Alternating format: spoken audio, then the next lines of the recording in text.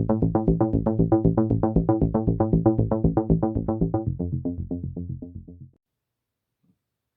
guys, welcome back to my channel. Today I'm going to be reviewing Top Gun Maverick. This is the new Top Gun sequel in theaters now, starring Tom Cruise. Of course, this was a movie that's been long delayed. It was supposed to be out back in 2019, but due to the pandemic and delays, it's finally coming out this year.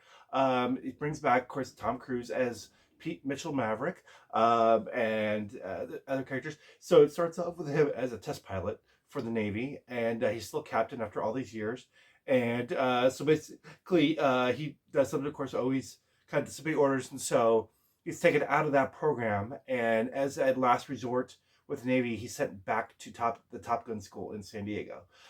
So he goes back to his old stomping grounds there, but he's going to go back as a teacher for this super secret mission that is going to happen, where basically, as always, America's going to bomb a country that never attacked us.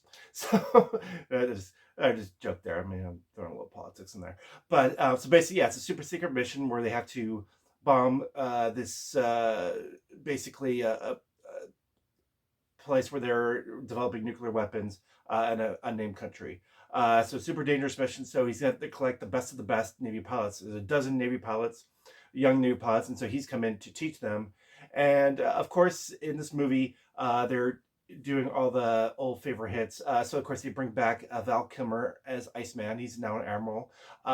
Jennifer Connelly is introduced as Maverick's love interest. She runs the local bar there, and of course they had the bar scene there. And then Miles Teller is there as Rooster. He's Goose's son, Goose from the first movie, obviously. And so of course they have a bar scene there where they replay what happens from the first movie.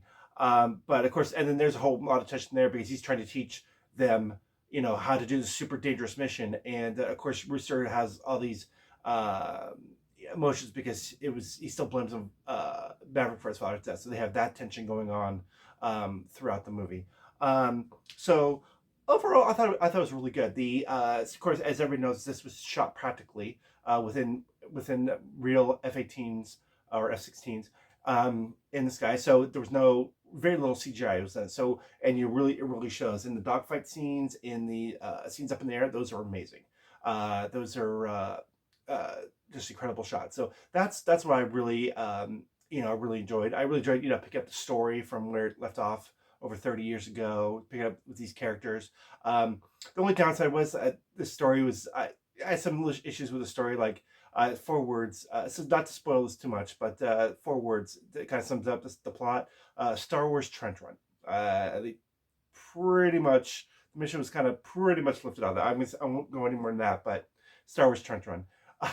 So that's all the times I was thinking that. That's basically what I was thinking. So they have to do this mission because. And of course, another thing was that, of course, all these new pilots are going to be eventually replaced by drones, and that's what they say. Oh, you guys are going the way of the dodo. You're soon this will be automatic. But it's like, well, no, this is a certain mission that only the best human pilots, can do. So that's basically the reason for the super dangerous mission. So yeah, and then of course this movie is big nostalgia porn. So there's basically great scenes that they just redo from the first movie, like the bar scene, the Goose in the first movie. They redo it with his son in this movie. There's a flight deck scene celebrating. They do that in this movie. So there's definitely scenes that they just harkens back to. So they play on that nostalgia hard for this movie, and very much the rah American number one thing. We get and then bombing country, and then trying to get away and getting in dogfights. But I think the action is really well done in this movie. I said that the jets look really good. They did some incredible aerial things in this movie. So, I mean, it's really blown away. If you're going for visuals, you'll not be disappointed. So I really enjoyed this movie. Like I said, I had a little bit of issues with the story. I thought the story was a little generic, and I've seen it before. But other than that, I thought it was really well done. Tom Cruise does an excellent job. It was great to see Val Kilmer back. Jennifer Connelly was great. Miles Teller, and the new cast.